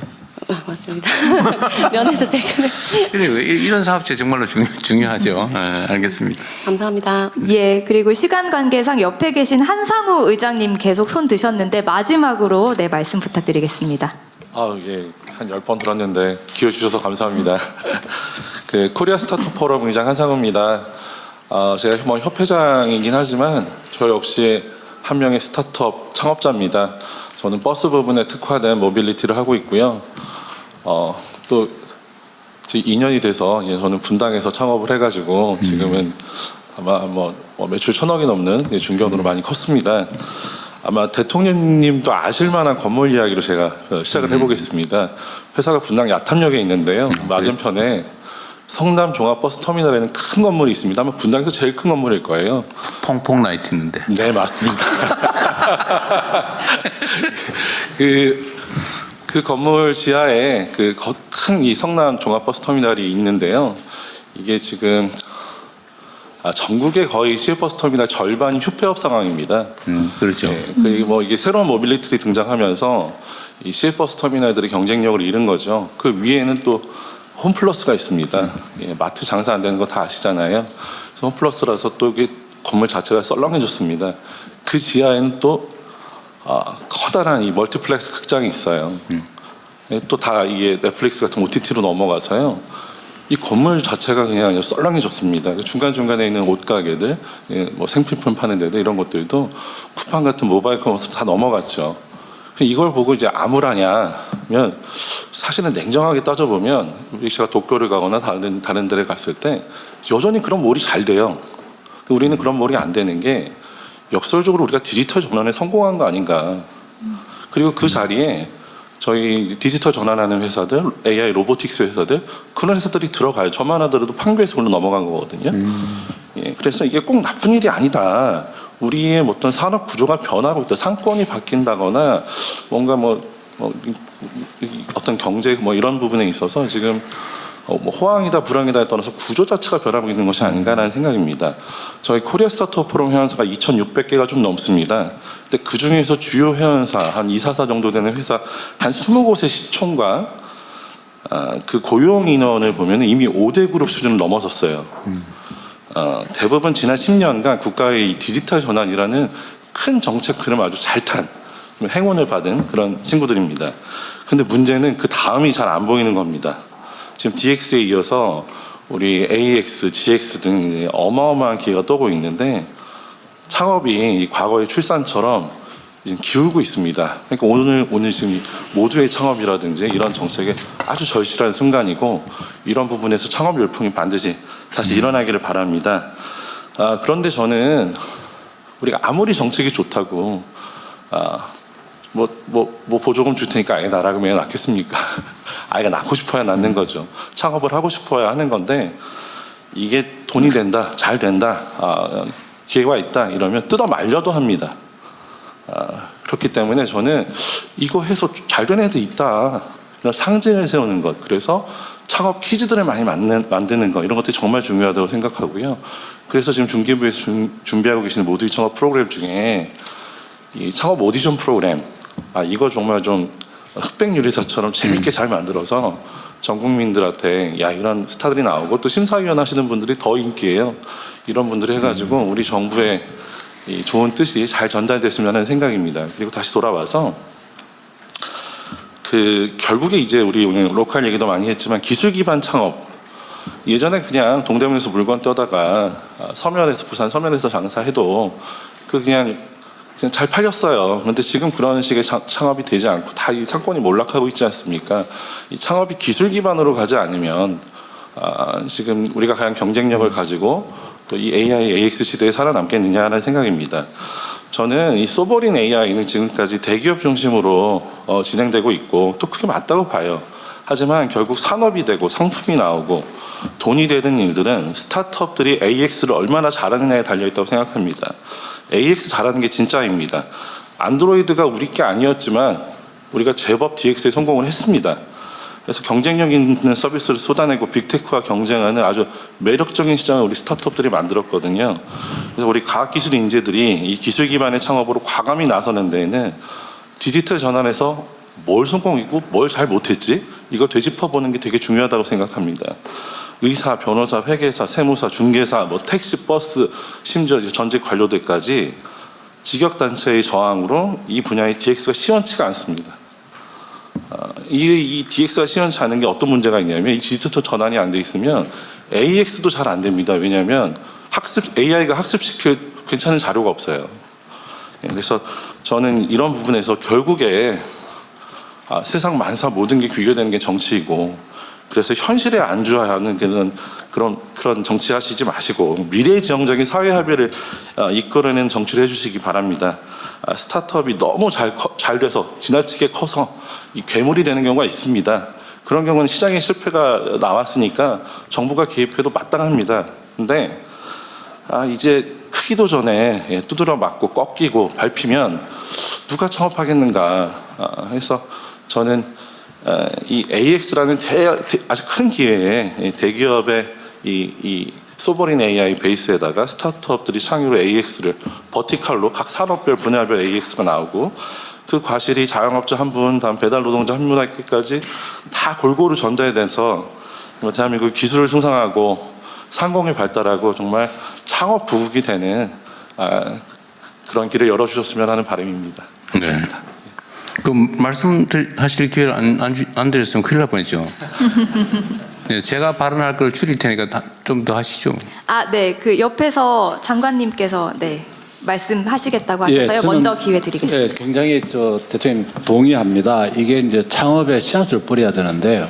창업 아이디어가 청년들이 어디서 얻기가 굉장히 어렵습니다. 그래서 제 생각으로는 공공기관이 한 R&D, 그 다음에 정부가 가지고 있는 특허, 그 다음에 과기계 출연기관이 가지고 있는 또 특허, R&D 자료, 지식재산처가 가지고 있는 창업 아이디어, 이런 부분을 정부가 내놔야 됩니다. 다 공개를 해가지고요. 그래서 이 중에서 좀 기술 창업을 하라 하는 게 중요할 것 같고요. 두 번째는 청년들의 경험이 없기 때문에 세대 융합 창업을 해줘야 됩니다. 우리 퇴직한 이 과기계 어떤 이 연합회 이런 분들 연계해주고, 또 퇴직한 또 기업에 있는 또 삼성 대기업에 있는 분들도 세대 융합해줘야 된다는 생각이 들고요. 세 번째는 이제 장소인데요. 그래서 창고라든지 대학이라든지 또는 지역에 가보면은 이 놀고 있는 건물이 굉장히 많습니다. 이걸 전환해 주려야 되면은 특별법을 만들어야 됩니다. 예를 들어 박물관이 제대로 안 되면 이걸 전환하려면은 특별법을 만들어서 해줘야 된다고 생각이 들고요. 아까 번에 좀 말씀하신 것 중에서 제가 공감이 되는 게, 이게 이제 과제 전문기관 그래가지고 과기부 장관님은 잘하셨다 하는데, 이 에너지기술평가원, 산업기술평가원, 이게 각각 따로 하면서 이 높낮이가 다 다릅니다. 그래서 이 부분은 저희들이 공기관 차원에서 25개 과제 전문기관을 대폭 어떤 이 좀 통합을 하는데, 물리적인 통합보다는 업무 통합을 좀 해서 서로 간에 높낮이도 맞추고 이렇게 해서 창업하는데 좀 지원이 되도록 그렇게 하겠습니다. 하여튼 기술 창업을 위해서 중기부하고 저희들 협조해가지고 관계부처해서 그런 식으로 문제 해결을 좀 하도록 하겠습니다. 그렇죠. 물적 기초를 확보하는 거나 이런 것들은 기존에 있는 것들을 잘 활용하는 게 중요하겠네요.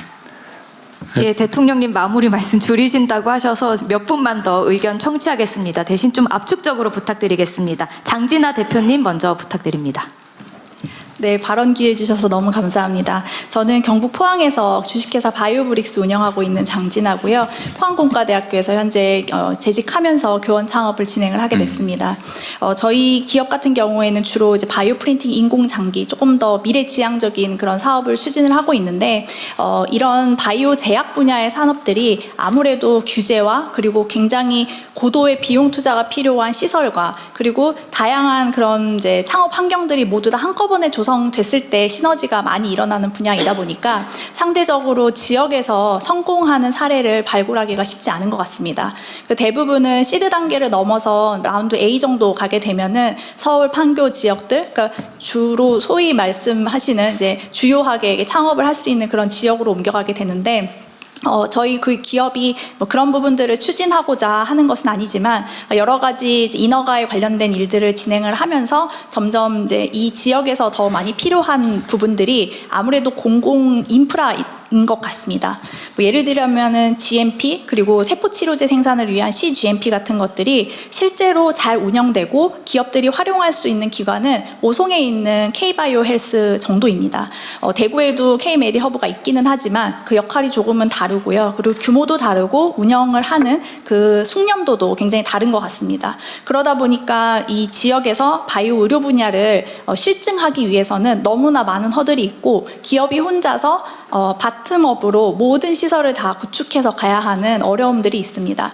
그래서 가능하다면 저희 지금 제가 있는 경북 포항 지역은 바이오 특화단지라는 이제 부분도 되어 있고 저희 기업이 위치하고 있는 지역은 경제자유구역이라는 특구에 있습니다. 그럼에도 불구하고 이러한 부분에 대해서는 조금 더 좀 이렇게 뭔가 더 혜택이 있거나 혹은 뭐 이런 과정에서 조금 더 깊게 디스커션 할 수 있도록 규제기관과의 그런 면담 과정을 좀 별도의 트랙으로 개설을 해주신다든지 하는 부분이 있다면은 굉장히 기업을 운영하는 데 있어서 큰 도움이 될 것 같습니다. 또 하나는 제가 이제 학교에 있는 입장에서 조금 제언을 드리고 싶었던 부분인데요. 저희가 이제 교원 창업을 하거나 혹은 연구기관, 학교기관에서 기술 창업을 하게 되면은 뭐 일부의 IP들을 기술 이전을 해서 활용을 하게 됩니다. 이 경우에는 실시권에서부터 뭐 양도까지 다양하게 있고 그 과정을 학교에 있는 기술사업화팀, 연구소에 있는 기술사업화팀과 아주 많은 디스커션을 하게 됩니다. 그런데 한 3년 정도 지나 보면은요, 그 IP 중에서 실제로 활용하지 않는 IP들도 생기게 됩니다. 그런데 그 상황을 3년 전에는 예측을 하지 못하기 때문에 가능하다면 이 이제 관 주도로 해서 이런 기술사업화 과정에서 초기 3년 혹은 스크리닝하는 동안에는 대학에 있는 IP들을 좀 다양하게 활용해 볼 수 있도록 기회를 주시고 이 중에서 특정 기간 이후에 이 IP를 양도받거나 실시권을 활용하는 그런 제도적인 이제 관점이 고려가 될 수 있다라면 저희가 더 다양한 IP들을 테스트를 해보고 더 많은 IP를 실제 기업에서 사용할 수 있게 이전하는 그런 사례가 되지 않을까 하는 생각이 듭니다. 감사합니다. 예, 계속해서 의견 듣겠습니다. 한 분만 한 분만. 네, 한 분 마지막으로 그러면 이상창 대표님 말씀 부탁드립니다. 네, 발언 기회 주셔서 감사합니다. 저는 9년 전 서울에서 지역 활성화 컨설턴트로 일하다가 아무 연고도 없는 충주 구도심 관악골이라는 곳에 가서 지금 동네 이제 카페와 그다음에 스테이를 운영 중에 있습니다. 사실 제 고향은 경상도 구미고요. 제 아내는 인천입니다. 지방에서 나고 자란 친구들은 부모님도 학교 선생님도 너 여기서 공부해서 이 도시에 머물러라 라는 얘기를 잘 듣기 힘듭니다. 그러다 보니까 어쩔 수 없이 밖으로 나갔는데 나갔다가 다시 고향으로 리턴을 하려고 하면 분명한 명분이 필요합니다. 근데 이제 그러지 못했고 제가 지금 이제 있는 이 충주라는 곳은 지역 주민분들은 하루라도 빨리 저희 이제 시내에서 이제 구도심이니까 땅 팔고 집 팔고 나가고 싶어 하는데 저는 이 도시가 충주하면 사과밖에 읽히지 않는 곳에서 사과 말고 새로운 이야기를 만들어내면 충분히 주목받을 수 있겠고 수도권에 비해서 저렴한 가격에 유휴 공간들을 매입해서 안정적인 이제 초기 공간 확보를 한다라면 충분히 승산이 있겠다라고 생각했습니다. 그래서 제가 9년 전에 왔을 때만 해도 유동인구가 2,000명인 곳에서 지금 현재 유동인구가 5만 명이고요. 저와 함께하는 동네 친구들, 저희는 이제 동네 컴퍼니라고 하는데 이 친구들과 함께 동네 지역이 가지고 있는 빈틈 요소들을 메꾸는 역할들을 하면서 조금 더 이 동네 체류할 기간을 늘리고 이 외지에서 이 동네를 방문할 수 있는 계기를 만들고 있습니다. 사실 이렇게 활동하고 있는 친구들을 로컬 크리에이터라고 불리우는데 이 친구들이 사실 생태계를 관리하고 지원을 많이 해주는 부처가 사실 다른 곳보다도 중기부에서 많은 애를 써주고 계신 걸로 알고 있습니다. 근데 이게 상인인지 아니면 특정 상권에 속해 있는 건지 애매합니다. 그 말인즉슨 행안부에서는 이들을 지역 혁신가로 부르고 농림부에서는 이들을 청년 농부라고 부르고요. 그리고 문화부에서는 저희들을 문화기획자라고 부릅니다. 그러면 저희의 생태계 관리를 보다 좀 체계적으로 단계별로 이제 지원해 줄 수 있는 이제 초창기에 이제 연구가 좀 필요하다고 생각하고요. 저희의 포지션이 애매하다 보니까 또 역설적으로 이야기하면 조금 줄여주시면 좋을 것 같아요. 각 부처를 넘나들 수 있는 좀 유연성을 가지고 있다고 생각합니다. 보다 깊은 관심 부탁드리겠습니다. 그렇다고 중간에 뚝 자를 필요는 없는데. 맞아 하세요. 네. 근데 제가 로컬에 와서 좀 제 견해를 잠깐 말씀드리자면 사실 여기 있는 모든 분들이 스케일업을 말씀하고 있습니다.